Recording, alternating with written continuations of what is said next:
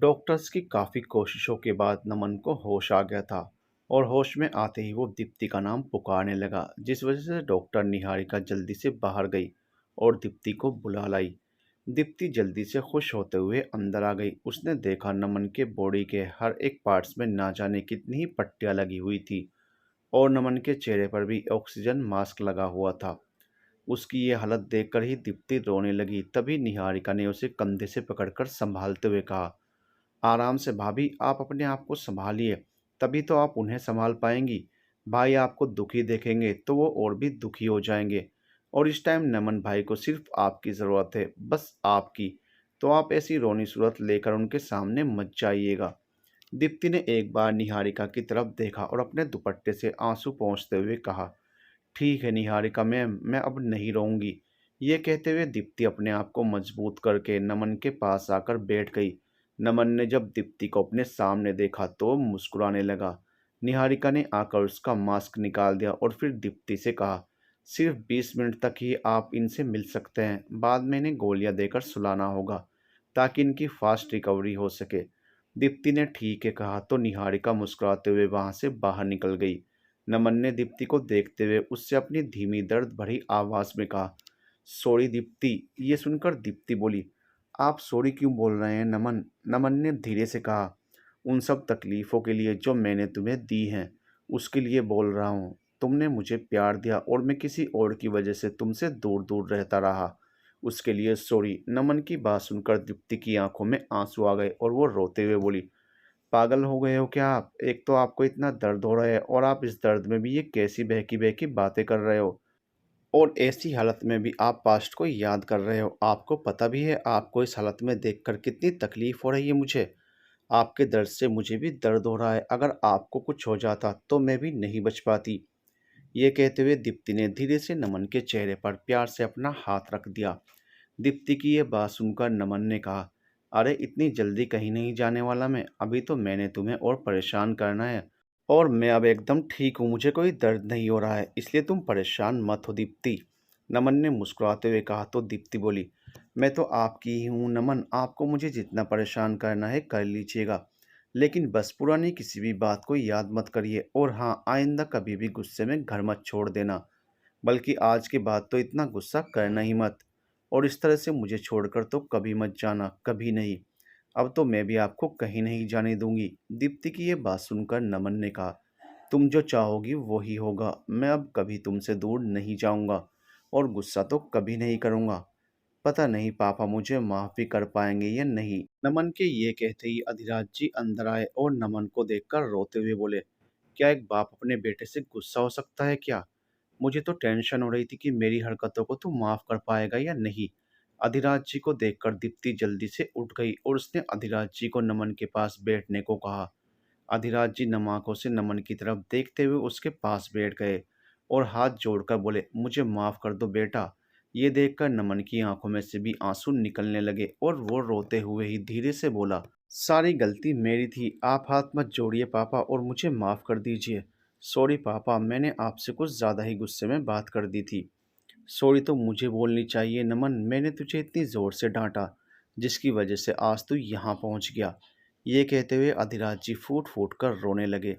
दीप्ति आगे आई और वो जल्दी से अधिराज जी को संभालने लगी। तभी पीछे से निहारिका ने आकर कहा, आप लोगों के पास सिर्फ 20 मिनट का टाइम था, उसे भी आप लोगों ने रोने में गंवा दिया। क्या आप लोग भी? ये कहते हुए निहारिका उनके पास आ गई। दीप्ति हैरान होकर बोली, इतनी जल्दी 20 मिनट पूरे भी हो गए क्या? निहारिका ने हाँ कहा तो दीप्ति बोली, ठीक है डॉक्टर, हम यहाँ से बाहर जाते हैं। दीप्ति ने एक बार फिर से नमन की तरफ देखा और फिर बाहर की तरफ निकल गई। अधिराज जी ने उठते हुए नमन से कहा, तुम तो हमारे स्ट्रांग बच्चे हो ना नमन, बस 2 दिन में तू ठीक हो जाएगा। नमन ने हाँ में सिर हिलाते हुए धीरे से कहा, हाँ पापा, और अब आप मेरी चिंता मत करो, मैं ठीक हूँ। ये सुनकर अधिराज जी मुस्कुराते हुए बाहर की तरफ निकल गए। अधिराज जी बाहर आकर आगे की फॉर्मेलिटीज पूरी करने लगे। इधर दीप्ति ने आकर राजवीर जी से कहा, आप पापा को लेकर घर जाइए अंकल, मैं यहीं रहती हूँ नमन के पास। लेकिन बेटा तुम अकेले कैसे रहोगी यहाँ? एक काम करो, तुम अधिराज जी को लेकर घर जाओ, मैं यहीं रहता हूँ। राजवीर जी की बात खत्म भी नहीं हुई थी कि अधिराज जी ने आते हुए कहा, नहीं, मैं यहीं रुकता हूँ। दीप्ति सुबह वापस यहाँ आ जाएगी और राजवीर तुम भी घर जाओ। मीरा आते ही सबसे पहले तुम्हें ढूंढेगी और तुम नहीं दिखोगे तो वो परेशान हो जाएगी। इसलिए तुम घर जाओ। अरे पापा, पर दीप्ति कुछ बोल ही रही थी कि अधिराज जी ने उसकी बात को बीच में ही काटते हुए कहा। नहीं दीप्ति, तुम लोग जाओ। तुम जाकर आंचल को बोल देना कि हम दोनों किसी ज़रूरी मीटिंग के लिए शहर से बाहर चले गए हैं और तुम लोगों को मेरे फ़ोन आने से पता चला। ठीक है, तुम अभी नमन की तबीयत के बारे में उससे कुछ भी मत कहना। कल मैं आऊँगा तो अपने तरीके से उससे सब कुछ कह दूंगा। दीप्ति ठीक है पापा बोली और फिर उसने अपना मोबाइल अधिराज जी को देते हुए कहा, पापा आप अपना मोबाइल घर छोड़ आए हैं तो आप तब तक मेरा मोबाइल ले लीजिए ताकि ज़रूरत पड़ने पर आप मुझे कांटेक्ट कर सकें। अधिराज जी ने ठीक है कहा तो दीप्ति ने उन्हें देने के लिए अपना फ़ोन निकाला और जैसे ही वो अपना फ़ोन अधिराज जी को देने वाली थी, उसने देखा कि उसके फ़ोन पर आंचल जी और रुद्र की बहुत सारी मिस कॉल थी। दीप्ति चौंक कर बोली, अरे इतनी सारी मिस कॉल्स! Oh no! मैं जल्दी-जल्दी में फ़ोन साइलेंट से हटाना ही भूल गई। इसमें तो मम्मी जी और रुद्र के भी कॉल आए हुए हैं। तभी आदिराज जी ने कहा, लगता है आंचल टेंशन में होगी। एक काम करो, तुम डायरेक्ट घर पहुंचो और आंचल को संभालो। अब उसे कॉल करने की ज़रूरत नहीं है और रुद्र को कॉल मैं कर देता हूँ। ठीक है। दीप्ति ने अपना फ़ोन अधिराज जी को दे दिया और बोली, ठीक है पापा, मैं चलती हूँ। राजवीर जी ने भी आगे आकर कहा। मैं दीप्ति को लेकर जाता हूँ। अधिराज, तू अपना और नमन का ध्यान रखना। तभी सिद्धार्थ ने कहा, ठीक है, आप लोग अच्छे से जाइए। मैं डॉक्टर निहारिका के पास जाकर बाकी की बची हुई सारी फॉर्मेलिटीज़ पूरी कर देता हूँ। दीप्ति ठीक है कहते हुए राजवीर जी के साथ बेमन से घर के लिए निकल गई और सिद्धार्थ भी डॉक्टर निहारिका के पास चला गया। वहीं अधिराज जी बेंच पर बैठकर आराम करने लगे। इधर मीरा और रुद्र ने डिनर कर लिया था। तभी रुद्र सोचने लगा, वैसे मैंने मीरा से ये तो पूछा ही नहीं कि उसका कोई बॉयफ्रेंड है या नहीं। पर मुझे उससे क्या करना है, मैं क्यों पूछूं? लेकिन मैं तो ये जानना चाहता हूँ। अब क्या करूँ, पूछूं कि नहीं पूछूं? ये सोचते हुए रुद्र चुपचाप असमंजस में बैठा रहा और फिर से अपने मन को समझाते हुए सोचने लगा, वैसे पूछने में कोई हर्ज नहीं है, पर पूछूं कैसे? रुद्र अपने मन में ही खुद से सवाल जवाब कर रहा था। तभी मीरा ने रुद्र को थोड़ा परेशान देखकर पूछा, क्या हुआ रुद्र, कोई प्रॉब्लम? तुम खाते खाते क्यों रुक गए और क्या सोच रहे हो? मीरा के अचानक से पूछे गए सवाल पर रुद्र ने हकलाते हुए जवाब दिया, अरे कुछ नहीं, वो तो बस यूं ही। रुद्र एक बार फिर से सोचने लगा, कैसे पूछूं कैसे पूछूं। तभी उसे एक आइडिया आया और उसने मीरा से पूछा, मीरा, तुम्हें ट्रूथ एंड डेयर गेम खेलना है? अरे ज़रूर खेलना है, ये तो मेरा फेवरेट गेम है, चलो खेलते हैं। रुद्र बोला, लेकिन पहले खाना तो खा लो। मैंने खाना खा लिया है, अब मुझे नहीं खाना। रुद्र ने कहा, तो ठीक है, अब खेल लेते हैं फिर रुद्र ने तुरंत सामने खड़े वेटर को बुलाया और उससे कहा, आप प्लीज़ ये टेबल क्लीन करवा दीजिए। वेटर ने जल्दी से सब कुछ क्लीन कर दिया। तभी रुद्र ने वहीं पड़ी शैंपेन की बोतल लेते हुए कहा, या तो सच बोलेंगे या तो पेक पिएंगे। मीरा ने कहा, मैं तो सच ही बोलूँगी क्योंकि मैं पीती नहीं। रुद्र ने खुश होते हुए मन में कहा, यही तो मैं चाहता हूँ कि तुम सच बोलो। ये सोचकर खुश होते हुए उसने बोतल घुमा दी। सबसे पहले बोतल उसके सामने ही आकर रुक गई तो मीरा ने बहुत खुश होते हुए कहा, वाह, पहला शिकार तो तुम ही बन गए। ठीक है, पूछो जो पूछना है पूछो। मीरा अपने मन में बोली, आज सही मौका है मीरा, इस गेम के जरिए तो रुद्र से इसकी सारी पसंद पूछ सकती है। ये सोचते ही मीरा ने कहा, रुद्र तुम अपनी सारी पसंद बता दो मुझे, तुम्हें क्या क्या पसंद है? रुद्र कंफ्यूज होकर बोला, ये कैसा सिली क्वेश्चन हुआ, मुझे हार्ड क्वेश्चन पूछने नहीं आते। खेलना है तो ऐसे ही खेलो, और हाँ, अब बताना है तो बताओ वरना एक पैक पियो। मुझे भी तो सच ही बताना पड़ेगा ना, क्योंकि मैं भी तो नहीं पीता। मीरा ने कहा, तो ठीक है, बोलो फिर क्या क्या पसंद है तुमको? रुद्र ने बताना शुरू करते हुए कहा, मुझे ब्लैक और ब्लू कलर पसंद है। खाने में सबसे ज़्यादा दाल चावल और शाही पनीर की सब्ज़ी पसंद है। घूमने जाना पसंद है और म्यूज़िक सुनना तो बहुत पसंद है। रुद्र बोलते हुए चुप हो गया तो मीरा ने पूछा, बस इतना ही? रुद्र सोचने की एक्टिंग करते हुए फिर बोला, हाँ बस इतना ही। मीरा ने ठीक है कहा और वो मन में सोचने लगी, इसे तो सब कुछ वही पसंद है जो मुझे पसंद है, मतलब इसकी और मेरी पसंद सेम है। वाह! मीरा यही सोचने में लगी हुई थी कि इतने में रुद्र ने फिर से बोतल घुमा दी और इस बार बोतल मीरा पर आकर रुक गई। रुद्र होश हो गया और उसने मीरा से कहा, अब मेरी बारी। मीरा ने कहा, हाँ पूछो ना जो पूछना है। रुद्र ने बड़ी हिम्मत जुटाते हुए मीरा से पूछा, कभी प्यार किया है? मीरा ने यह सुनकर चौंकते हुए कहा, क्या? रुद्र ने अपनी बात को क्लियर करते हुए कहा, मेरा मतलब है कि तुम्हारा कोई बॉयफ्रेंड या क्रश है। मीरा बोली, ये कैसा सवाल पूछ दिया तुमने, इतना बोरिंग सा। कोई बात नहीं, अगर तुम्हें जवाब नहीं देना है तो चलेगा, मैं कोई और क्वेश्चन पूछ लेता हूँ। मीरा बोली, मेरे लिए कोई रूल्स तोड़ने की ज़रूरत नहीं है, मैं बताती हूँ। कहते हुए मीरा अपने पास्ट के बारे में बताने लगी। मीरा बोली, मुझे तो हर बार हर किसी से प्यार हो जाता है।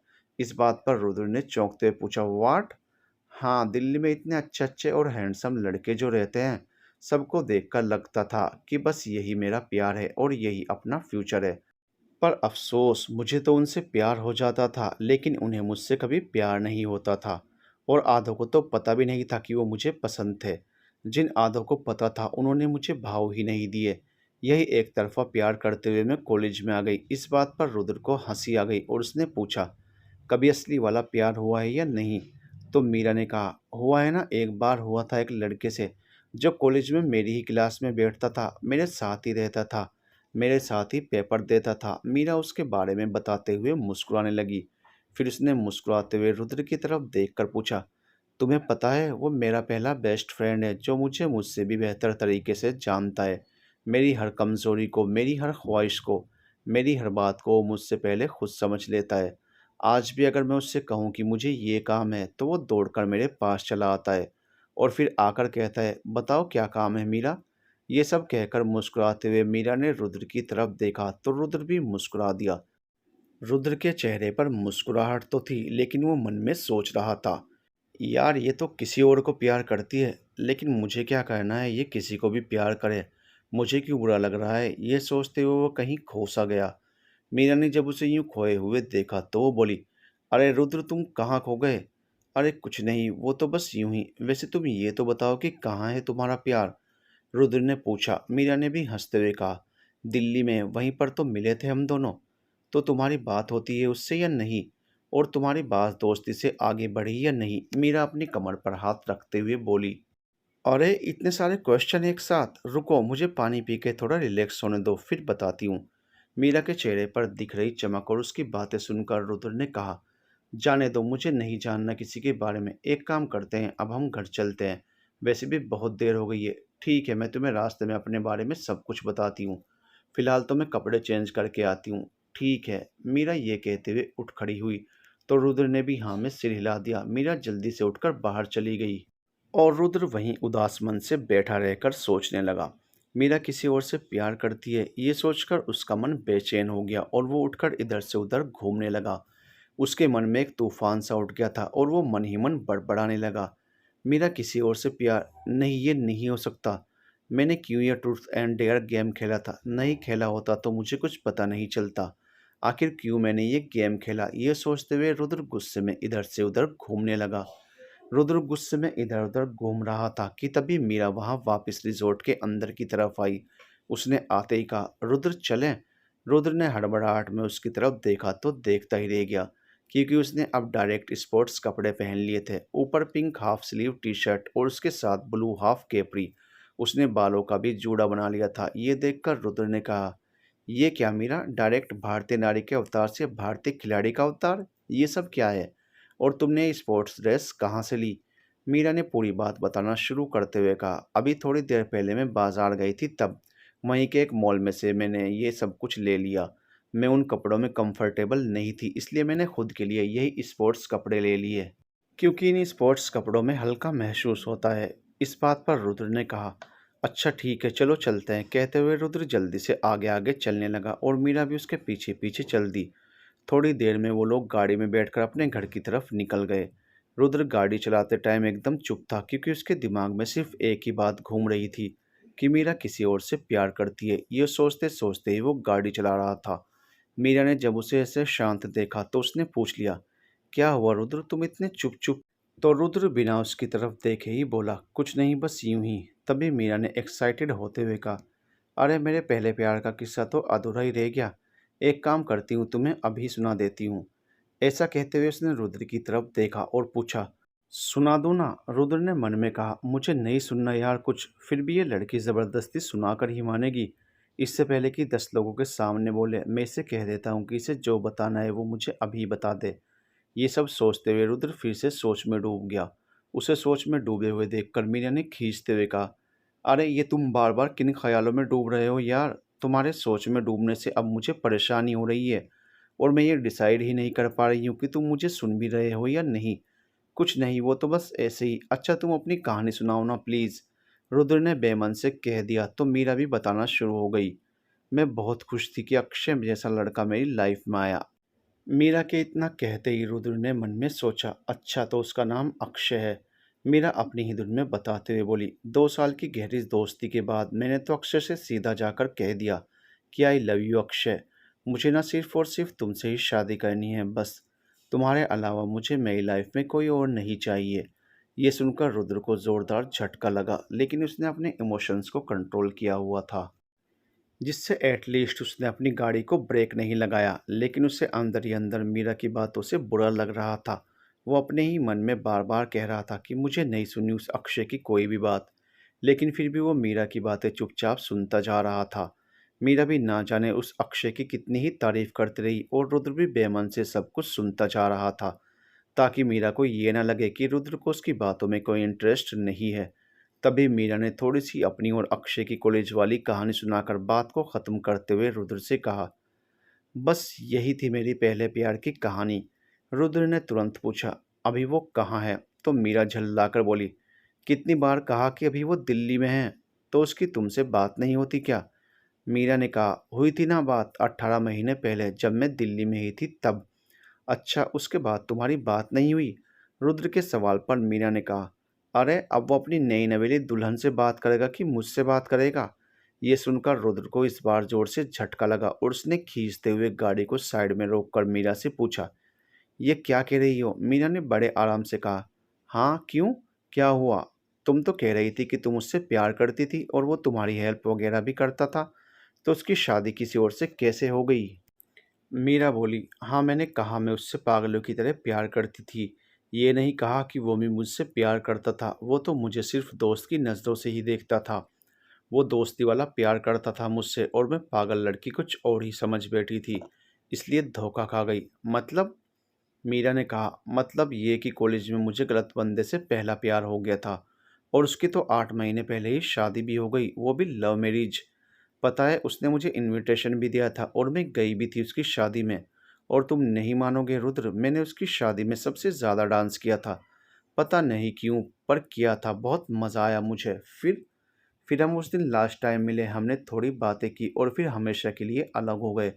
पहले तो वो दोस्ती के बहाने भी बात करता था, लेकिन अब तो दोस्ती भी नहीं रही और ना ही प्यार। और मेरा एक उसूल है, मैं कभी भी पराई चीज़ों पर नज़र नहीं डालती। इसलिए अब जब अक्षय किसी और का प्यार है तो अब मेरे लिए उसके बारे में सोचना भी पाप है। कहते हुए मीरा रुद्र की तरफ मुस्कुराते हुए देखने लगी। रुद्र ने मन में कहा, ये लड़की तो सच में पागल है। मैं तो डर ही गया था कि कहीं इसका सच में कोई बॉयफ्रेंड तो नहीं है। तभी मीरा ने थोड़ा उदास सा होते हुए कहा, मैंने तो सिर्फ प्यार किया था, अब वो एक तरफा हो या दो तरफा क्या फ़र्क पड़ता है? उसकी खुशियों से बढ़कर मेरे लिए और क्या हो सकता है? वो बस खुश रहे, यही मेरी दुआ है। हाँ लेकिन मेरे सच्चे प्यार को उसने कच्ची उम्र का पागलपन वाला प्यार बता दिया। ये थोड़ा सा बुरा लगा मुझे, लेकिन मैंने उससे कहा कि प्यार में कोई उम्र जात पात नहीं होती। प्यार का मतलब सिर्फ प्यार होता है, वो चाहे किसी से भी हो। तुम्हें पता है मैंने ये दुआ भी मांगी थी कि अक्षय को कभी कोई तकलीफ ना हो। इन सब बातों को सुनकर रुद्र को मीरा के लिए सच में बुरा लगा। इसलिए उसने मीरा से कहा, सॉरी मीरा, मेरी वजह से तुम्हें अपने पास्ट को याद करना पड़ा। नहीं रुद्र, तुम क्यों सॉरी बोल रहे हो? और ये तो सिर्फ एक गेम था जिसमें तुमने जो पूछा मैंने उसका जवाब दिया, बस। ये कहते हुए मीरा चुपचाप बैठ गई। उसे यूं उदास देखकर रुद्र को भी पता नहीं चल रहा था कि वो क्या बोले। उसे बहुत अफसोस हो रहा था कि उसने मीरा से उसके पास्ट के बारे में क्यों पूछ लिया। एक तरफ से तो उसे तकलीफ हो रही थी, लेकिन दूसरी तरफ से उसे ये जानकर खुशी हो रही थी कि मीरा की लाइफ में अब कोई नहीं है। तभी मीरा ने कहा, बस बहुत हुआ ये रोना धोना, मुझे अपने एक तरफा प्यार के बारे में अब कोई बात नहीं करनी है और मुझे प्यार के बारे में भी कोई बात ही नहीं करनी है। अब किसी और टॉपिक पर बात करते हैं। ठीक है, अब कोई बात नहीं होगी। इतना कहकर रुद्र चुपचाप गाड़ी चलाते हुए मन में सोचने लगा, लगता है इस मीरा ने मेरे दिमाग में कोई जादू सा कर दिया है। पूरे दिन मुझे सिर्फ उसी का ख्याल आता रहता है। रुद्र ये सोच रहा था कि तभी उसके मोबाइल की रिंग बजी। रुद्र ने घबराते हुए स्क्रीन पर देखा कि कहीं उस निकिता का तो कॉल नहीं आ रहा, लेकिन जैसे ही उसने फ़ोन देखा उसमें दीप्ति का कॉल आ रहा था। रुद्र ने जल्दी से खुश होते हुए फ़ोन उठा लिया और कॉल उठाते ही कहा, हेलो। हाँ भाभी, मैं कब से कॉल कर रहा हूँ आपको, आप लोग मेरा कॉल क्यों नहीं उठा रहे। मैंने पापा मम्मी भाई सब लोगों पर कॉल कर लिया लेकिन किसी का भी कॉल नहीं लग रहा है। तभी दूसरी ओर से अधिराज जी बोले, बेटा मैं बोल रहा हूँ, दीप्ति नहीं। दीप्ति के फ़ोन पर अधिराज जी की आवाज़ सुनकर रुद्र ने पूछा, पापा आप, भाभी कहाँ हैं और आप, आपकी आवाज़ ऐसे क्यों आ रही है पापा। आप बताइए सब ठीक तो है ना। कहाँ हैं आप सब, मुझे सबसे बात करनी है अभी इसी समय। आप मेरी सबसे बात करवाइए। ये कहते हुए रुद्र ने परेशान होते हुए फिर से साइड पर गाड़ी रोक दी। मीरा भी ये सब सुनकर घबरा गई कि रुद्र ऐसे बात क्यों कर रहा है। उसने मन में सोचा, हे भगवान जी प्लीज सब ठीक हो। रुद्र के पूछने पर अधिराज जी की आंखों में से आंसू बहने लगे। रुद्र को अधिराज जी के आंसुओं का शोर सुनाई दे गया था, इसलिए उसने पूछा, क्या हुआ पापा, बताइए ना प्लीज बताइए पापा, आपको मेरी कसम है प्लीज, आप जल्दी से बताइए क्या बात है। रुद्र की कसम की बात सुनकर अधिराज जी बुरी तरह से टूट गए और उन्होंने कहा, बेटा तुम जल्दी से सीधा सिटी हॉस्पिटल आ जाओ, नमन यहाँ एडमिट है। ये सब क्यों हुआ, कैसे हो गया, सब बताऊंगा मैं तुमको, लेकिन तुम फिलहाल यहाँ आ जाओ जल्दी से। रुद्र की घबराहट भरी हुई आवाज़ सुनकर अधिराज जी बोले, मैं ये सब कुछ तुम्हें बाद में बताऊंगा। ये सब सुनकर रुद्र ने पूछा, क्या भाई हॉस्पिटल में। रुद्र की घबराहट भरी हुई आवाज़ सुनकर अधिराज जी बोले, मैं सब कुछ तुम्हें बाद में बताऊंगा, तुम बस पहले यहाँ आ जाओ। इतना सुनकर रुद्र की आंखों से आंसू बहने लगे और उसके हाथों की पकड़ ढीली होने से उसके हाथों में से मोबाइल भी छूटकर गिर गया। लेकिन इससे पहले कि उसका मोबाइल नीचे गिरता, मीरा ने जल्दी से आगे बढ़कर उसका मोबाइल कैच कर लिया। मीरा भी घबरा गई थी ये सब सुनकर कि नमन हॉस्पिटल में है, लेकिन उसने खुद को संभाला और अधिराज जी से पूछा, क्या हुआ अंकल, आप कहाँ हैं। अधिराज जी ने बताया, बेटा मैं सिटी हॉस्पिटल में हूँ। भाई अब कैसे हैं अंकल, वो ठीक तो है ना। मीरा ने पूछा तो अधिराज जी बोले, अभी ठीक है नमन, डॉक्टर्स ने उसे बचा लिया है, लेकिन फिर भी तुम लोग यहाँ जल्दी से आ जाओ बस। मीरा ने कहा, हम आते हैं, जल्दी ही आते हैं अंकल, आप बिल्कुल टेंशन मत लीजिए। आदिराज जी ने ठीक है बेटा कहते हुए फ़ोन रख दिया। इधर मीरा ने फ़ोन रखते हुए रुद्र की तरफ देखा। रुद्र अब बुरी तरह से टूटकर रोए जा रहा था। मीरा ने उसे समझाते हुए कहा, रुद्र हमें जल्द से जल्द वहाँ पहुँचना चाहिए, रोने से काम नहीं चलेगा। तुम अपने आप को संभालो प्लीज़ रुद्र। रुद्र ने रोते हुए कहा, भाई को क्या हुआ। नहीं भाई को कुछ नहीं हुआ है, वो ठीक है। मैंने पूछा अंकल जी से, उन्होंने कहा कि वो एकदम ठीक है, बस अंकल थोड़ा सा घबराए हुए हैं, इसलिए हमें वहाँ बुला रहे हैं, तुम टेंशन मत लो रुद्र। लेकिन रुद्र फिर भी रोए जा रहा था तो मीरा जल्दी से कार से उतरी और दूसरी साइड पर गई। उसने जाकर रुद्र की तरफ का दरवाज़ा खोला और उससे कहा, तुम रो मत रुद्र प्लीज़। ये कहते वक्त मीरा ड्राइविंग साइड की तरफ जाकर खड़ी थी। वो अभी भी वहीं खड़े होकर रुद्र को चुप करा रही थी कि तभी एक गाड़ी वाले ने ज़ोर से हॉर्न मारते हुए गाड़ी एकदम से उसके पास से ही निकाली। ये देखकर मीरा घबरा गई और उसने ज़ोर से चिल्लाते हुए कहा, ओए अंधे की औलाद, देख कर नहीं चल सकता क्या। रुद्र ने जब मीरा की आवाज़ सुनी तब उसे समझ आया कि वो गाड़ी वाला जानबूझकर मीरा के पास से गाड़ी निकाल कर ले गया था। रुद्र ने मीरा को कहा, मीरा तुम गाड़ी में बैठो प्लीज़, हमें ऐसे बीच हाईवे पर नहीं खड़ा होना चाहिए। नहीं रुद्र तुम जाकर साइड में बैठो, गाड़ी मैं चला लूँगी। रुद्र अपने आंसू पोंछते हुए बाहर निकला और मीरा से थोड़ा गुस्से में बोला, तुम्हें समझ नहीं आ रहा मैं क्या कह रहा हूँ, जाओ मीरा। मीरा ने भी जोर देते हुए कहा, नहीं रुद्र तुम्हें आराम की ज़रूरत है और तुम्हें आराम करना चाहिए। तुम जाओ उधर बैठकर आराम करो। तुम क्यों ऐसे ज़िद कर रही हो मीरा। तभी एक और गाड़ी वाला हॉर्न मारते हुए मीरा के एकदम पास से गुजरने ही वाला था कि रुद्र ने एकदम से उसकी कमर को पकड़ते हुए उसे अपनी ओर जोर से खींच लिया और गुजरती हुई गाड़ी की तरफ गुस्से से देखने लगा। इस बार मीरा को पता ही नहीं चला कि आखिरकार ये हुआ क्या। फिर रुद्र ने कुछ देर सोचा और फिर उसने मीरा से कहा, ठीक है तुम चलाओ गाड़ी। ये कहते हुए रुद्र जल्दी से मीरा के सामने से हट गया और दूसरी साइड चला गया। मीरा तो रुद्र के इतने पास आने से ही सहम गई थी, इसलिए उसने कुछ नहीं कहा और वो भी चुपचाप ड्राइविंग सीट पर बैठकर गाड़ी ड्राइव करने लगी। गाड़ी ड्राइव करते हुए वो बार बार रुद्र की तरफ देख रही थी, लेकिन रुद्र अभी भी चुपचाप बैठा हुआ था। थोड़ी देर बाद रुद्र ने रोते हुए अपनी आंखें बंद कर ली और सीट पर आराम से बैठकर अपना सिर टिकाकर सो गया। मीरा ने जब रुद्र को ऐसे देखा तो वो भी उदास हो गई, लेकिन उसने हिम्मत दिखाई और चुपचाप गाड़ी चलाती रही, क्योंकि रात को हाईवे पर गाड़ी चलाना बहुत ही रिस्की होता है। इसलिए उसने गाड़ी चलाने पर अपना पूरा ध्यान लगा दिया था। कुछ ही देर में उसने देखा कि रुद्र गहरी नींद में सो रहा है, तो उसने गाड़ी की स्पीड बढ़ा दी, जिस वजह से तकरीबन पौन घंटे में मीरा और रुद्र सिटी हॉस्पिटल पहुंच गए। गाड़ी पार्क करते ही मीरा जल्दी से गाड़ी बंद करते हुए रुद्र को उठाने लगी। रुद्र उठो, हम पहुंच गए हैं, रुद्र ने उठते हुए कहा। हाँ चलो जल्दी से, मुझे भाई से मिलना है। ये कहते ही वो दोनों जल्दी से भागते हुए हॉस्पिटल के अंदर चले गए। रुद्र और मीरा जल्दी से अधिराज जी के पास गए। उन्हें वहां देखकर अधिराज जी अपनी जगह से उठ गए। रुद्र जल्दी से जाकर रोते हुए अधिराज जी के गले से लग गया। उसके गले लगते ही अधिराज जी भी फूट फूट कर रोने लगे। ये सब देखकर मीरा की भी आंखों में आंसू आ गए, लेकिन वो इस समय रुद्र के सामने खुद को कमज़ोर नहीं पड़ने देना चाहती थी। इसलिए वो चुपचाप इधर-उधर घूमती रही। रुद्र ने अधिराज जी को संभाला और उन्हें वहीं शांति से बेंच पर बिठा दिया। फिर उनसे बोला, क्या हुआ पापा, ये सब कैसे हुआ और आपने मुझे बताया क्यों नहीं?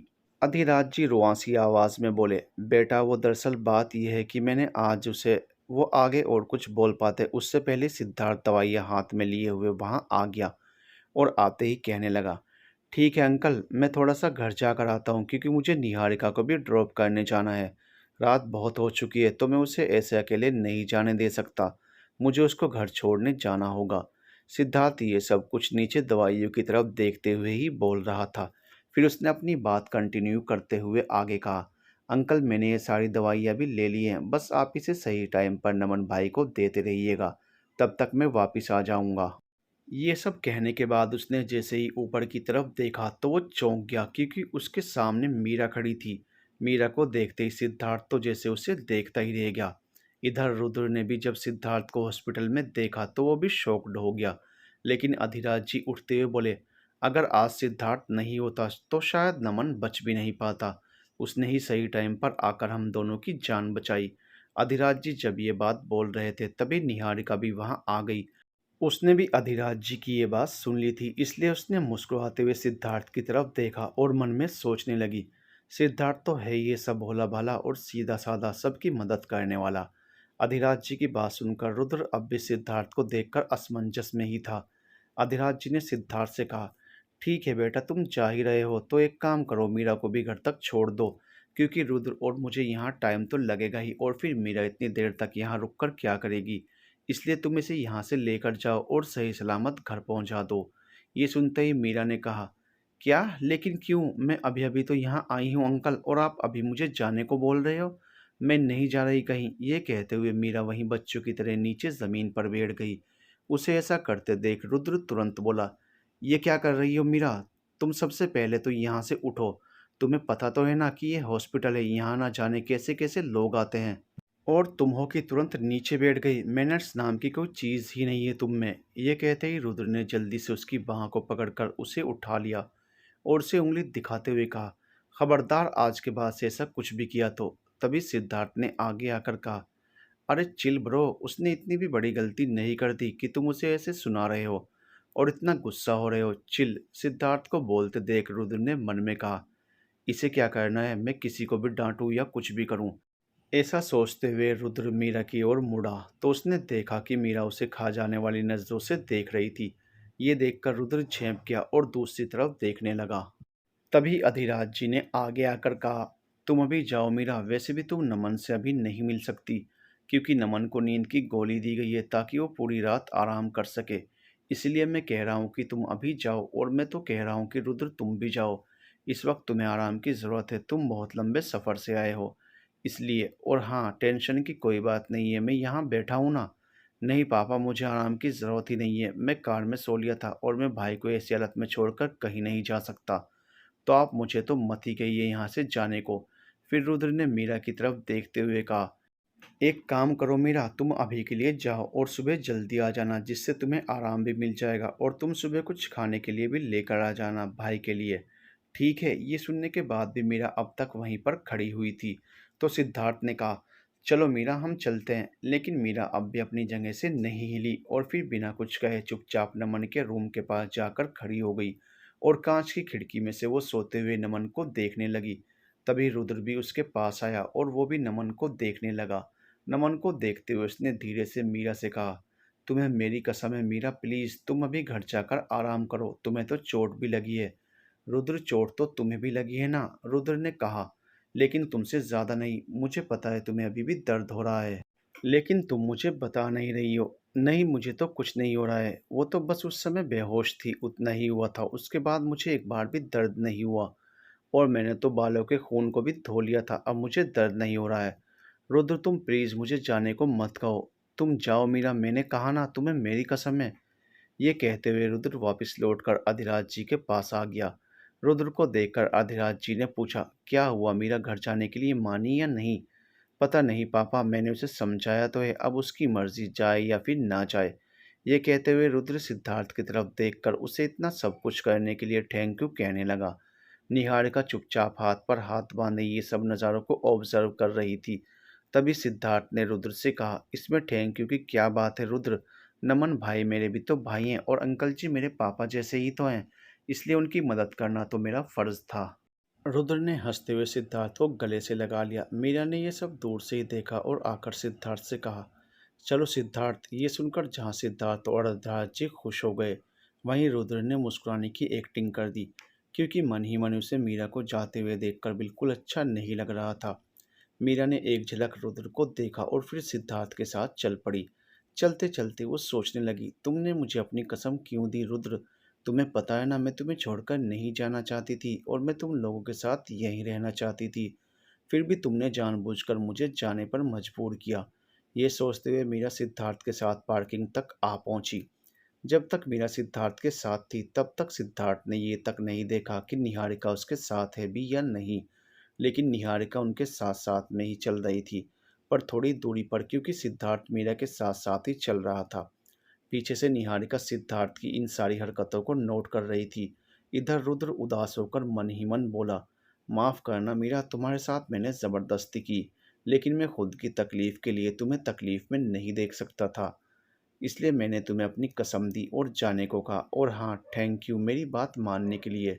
रुद्र अधिराज जी के पास जाकर बेंच पर बैठ गया। इधर सिद्धार्थ ने जल्दी से कार के आगे का दरवाज़ा खोला और मीरा से कहा, बैठो मीरा। मीरा ने कुछ नहीं कहा और वो चुपचाप आगे बैठ गई। मीरा को कार में बैठाने के बाद सिद्धार्थ का ध्यान निहारिका पर गया, जो धीरे धीरे अकेले चलती हुई आ रही थी। तभी सिद्धार्थ बोला, निहारिका जल्दी चलो, देर हो जाएगी। हाँ कहते हुए निहारिका जल्दी से आकर कार के पीछे की सीट पर बैठ गई। सिद्धार्थ ने गाड़ी चलानी शुरू कर दी। गाड़ी चलाते हुए सिद्धार्थ ने मीरा से पूछा, मीरा तुम लोग जहाँ गए थे वहाँ का मिशन सक्सेसफुल रहा या नहीं? हाँ, मिशन सक्सेसफुल रहा। एक्चुअली में वहाँ कोई भूत नहीं था, बस मौसी का एक भतीजा था जो मौसी के घर को हड़पने के लिए घर में ब्लैक मैजिक करवाकर मौसी को वहाँ से भगाना चाहता था। फाइनली वो उसकी पत्नी के साथ पकड़ा गया और हमने उन दोनों को पुलिस में भिजवा दिया ताकि उन्हें उनके किए की सज़ा मिल सके। मीरा ने एक ही सांस में जवाब दे दिया। तो सिद्धार्थ ने फिर और भी बहुत क्वेश्चन किए। इस बहाने से सिद्धार्थ मीरा से बातें करने लगा। मीरा से बातें करते हुए वो ये भी भूल ही गया था कि निहारिका भी वहाँ बैठी है। लेकिन अचानक से मीरा का ध्यान निहारिका पर गया। मीरा पीछे मुड़कर निहारिका की ओर देखते हुए बोली, अरे सॉरी सॉरी, मैं तो आपसे मिलना ही भूल गई। अरे सिद्धार्थ, इनसे परिचय तो करवाओ मेरा। ये निहारिका है, मेरी बचपन की दोस्त और यहाँ की जानी मानी स्पेशलिस्ट डॉक्टर। ओह वाओ, आप डॉक्टर हैं, मुझे आपसे मिलकर बहुत अच्छा लगा। मीरा ने निहारिका की ओर हाथ बढ़ाते हुए कहा तो निहारिका भी मुस्कुराते हुए बोली, मुझे भी मीरा। तभी मीरा ने कहा, आपको तो मेरा नाम भी पता है? हाँ, वो एक्चुअली मैं कब से तुम्हारा नाम सुन रही हूँ तो मुझे पता चल गया। तभी सिद्धार्थ ने बताया कि निहारिका ने ही नमन की जान बचाई है। तो मीरा ने जल्दी से निहारिका को थैंक यू कह दिया। तभी सिद्धार्थ ने बताया, निहारिका तो अपनी गाड़ी लेकर ही आई थी, लेकिन अभी रात बहुत हो गई है तो मैंने सोचा कि इसे मैं अपने साथ ले जाता हूँ और घर पर ड्रॉप कर देता हूँ, बाद में मैं इसे सुबह अपने साथ ही लेता आऊँगा। अरे वाह सिद्धार्थ, तुमने तो बहुत अच्छा काम किया। Well done. यही सब बातें करते हुए सिद्धार्थ गाड़ी चलाया जा रहा था। निहारिका ने भी जब सिद्धार्थ को मीरा के साथ बातें करते हुए देखा तो उसने खिड़की की तरफ अपना रुख कर लिया। इधर रुद्र ने फिर से अधिराज जी से पूछा, हाँ पापा, अब बताइए ये सब कैसे हुआ? तो अधिराज जी ने उसे सारी बातें बता दी कि उनके बीच में कैसे झगड़ा हुआ और नमन कैसे गुस्से में घर से बाहर निकल गया और फिर उसका एक्सीडेंट हो गया। रुद्र ने जब ये सब सुना तो उसके पैरों तले से जमीन ही खिसक गई। उसने चौंक कर पूछा, क्या आप मेरी शादी उस निकिता से करवाना चाहते हैं? लेकिन क्यों पापा? अधिराज जी ने कहा, बेटा हम इस टॉपिक पर बाद में बात करेंगे, ये सही वक्त नहीं है ये सब बात करने का। अभी फिलहाल तुम नमन का ध्यान रखो। रुद्र तो निकिता से अपनी शादी की बात सुनकर ही परेशान हो गया था। फिर भी उसने खुद को संभालते हुए मुस्कुराकर कहा, ठीक है पापा, आप एक काम करिए, आप आराम कीजिए, मैं यहीं बैठा हूँ। ठीक है, लेकिन बेटा, अधिराज जी के कुछ कहने से पहले ही रुद्र ने कहा, मैंने कहा ना पापा, आप रेस्ट रूम में जाकर आराम कर लीजिए, मैं डॉक्टर से बात कर लेता हूँ और यहाँ पर मैं बैठता हूँ प्लीज़। अधिराज जी ने ठीक है कहा और आराम करने के लिए रेस्ट रूम में चले गए। इधर दीप्ति जैसे ही घर पहुंची, वो आंचल जी को ढूंढने लगी। उसने देखा कि आंचल जी और मौसी जी दोनों मंदिर में बैठकर भगवान जी की प्रार्थना कर रहे थे। वो भी आराम से आकर वहां बैठ गई। तभी उसने खुद के हाथों में पट्टी देखी तो उसने अपने हाथों को साड़ी से ढक लिया। तभी आंचल जी को किसी के आने की आहट सुनाई दी तो उन्होंने तुरंत पीछे मुड़कर देखा। पीछे मुड़कर उन्होंने देखा कि उनके ठीक पीछे दीप्ति बैठी है। दीप्ति को देखते ही आंचल जी जल्दी से उसके पास आई और पूछने लगी, कैसा है मेरा नमन और कहाँ हैं वो लोग? दीप्ति ने अपने मन को मजबूत करते हुए कहा, अरे माँ, वो लोग वो तो साथ में कब का किसी मीटिंग के लिए निकल गए हैं। जब मैं और राजवीर अंकल रास्ते में इन्हें ढूंढ ढूंढ कर थक गए तो हमने देखा कि रोड के किनारे पर खड़े होकर पापा और नमन जी एक दूसरे से बातें कर रहे थे। फिर उन दोनों में सुलह भी हो गई थी और तब तक हम भी वहां पहुंच गए। जैसे ही हमने देखा कि नमन जी और पापा एक दूसरे से बात कर रहे हैं तो हम भी बहुत खुश हो गए। तभी नमन जी को एक कॉल आया कि उन्हें एक मीटिंग में जाना है तो पापा ने कहा कि मैं भी नमन के साथ जाता हूँ और फिर मुझसे कहा तुम जाकर अपनी मम्मी को बता देना।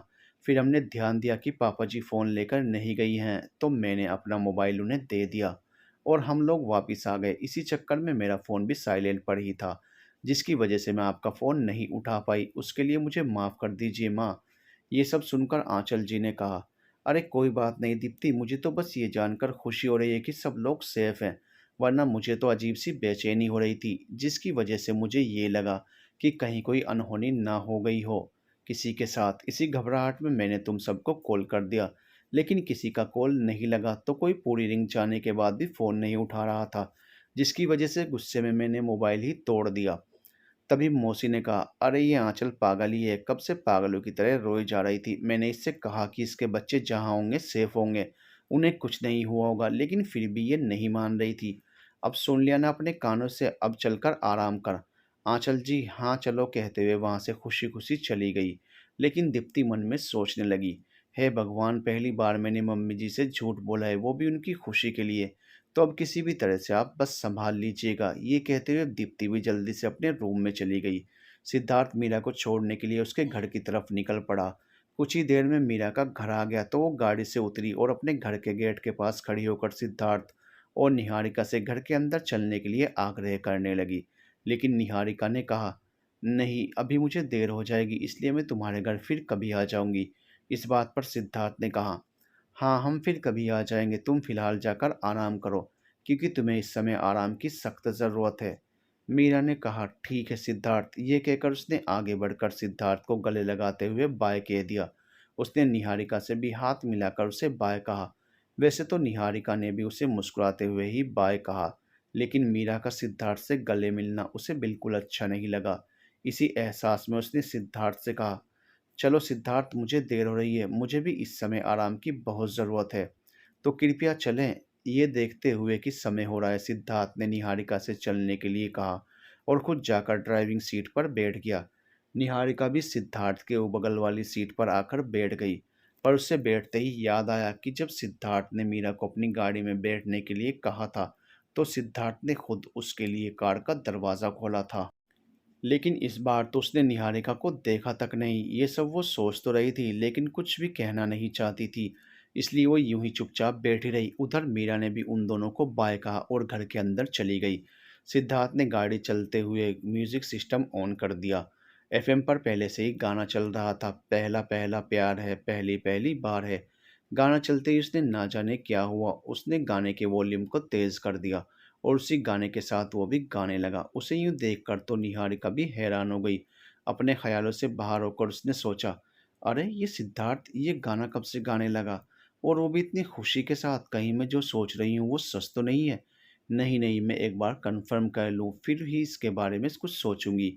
यही सब सोचते हुए उसने सिद्धार्थ से पूछा, सिद्धार्थ अगर मैं तुमसे कुछ पूछूं तो क्या तुम उसका सही सही जवाब दोगे?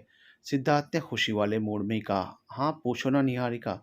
निहारिका ने उससे पूछा, क्या तुम मीरा को पसंद करते हो? ये सवाल सुनते ही सिद्धार्थ एकदम से चुप हो गया और हड़बड़ाते हुए निहारिका से कहने लगा, नहीं नहीं, ऐसा किसने कहा, और मैं क्यों पसंद करूंगा उसे, वो तो सिर्फ मेरी दोस्त है। पर इसके बावजूद निहारिका उसकी हालत देखकर समझ गई थी कि वो झूठ बोल रहा है। इसलिए उसने फिर से कहा, सिद्धार्थ मैं तुम्हारे बचपन की दोस्त हूँ और मैं तुम्हें नहीं जानूंगी तो और कौन जानेगा। इसलिए मुझे तो पता ही है कि तुम मीरा से प्यार करते हो।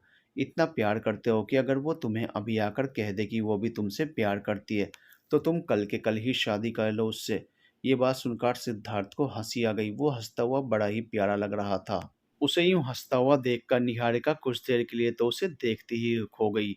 लेकिन अगले ही पल उसे मीरा का ख्याल आ गया। इसलिए उसने खुद को संभाला और सिद्धार्थ से फिर से पूछने लगी, बताओ ना सिद्धार्थ, क्या तुम मीरा से प्यार करते हो? इस सवाल पर जोर देकर सिद्धार्थ ने उससे कहा, ठीक है, अगर तुम सुनना ही चाहते हो तो सुनो। उसने अभी पूरी बात भी नहीं कही थी, लेकिन फिर भी निहारिका के दिल की धड़कनें मानो बढ़ गई। वो मन में घबराते हुए सोचने लगी, हे भगवान जी, कहीं सिद्धार्थ ये ना बोल दे कि उसे मीरा पसंद है। भगवान जी प्लीज, अगर उसने ऐसा कह दिया तो मैं तो जीते जी ही मर जाऊंगी। नहीं नहीं, ऐसा नहीं होगा। ये सोचते हुए वो सिद्धार्थ की तरफ ध्यान लगाकर उसकी बातें सुनने लगी। सिद्धार्थ ने आगे कहा, मैं उसे पसंद नहीं करता हूँ।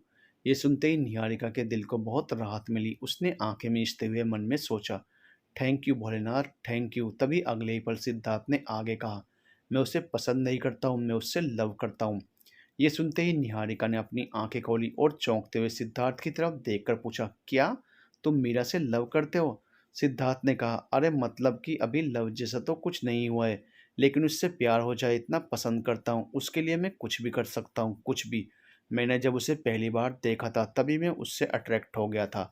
लेकिन तब मुझे लगा कि वो सिर्फ मेरा क्रश है और ये सिर्फ एक अट्रैक्शन है। लेकिन अब धीरे धीरे ये लग रहा है कि मीरा मुझे कुछ ज़्यादा ही पसंद आने लगी है। और मुझे तो ये भी लगता है निहारिका कि मैं उसके बिना नहीं रह सकता।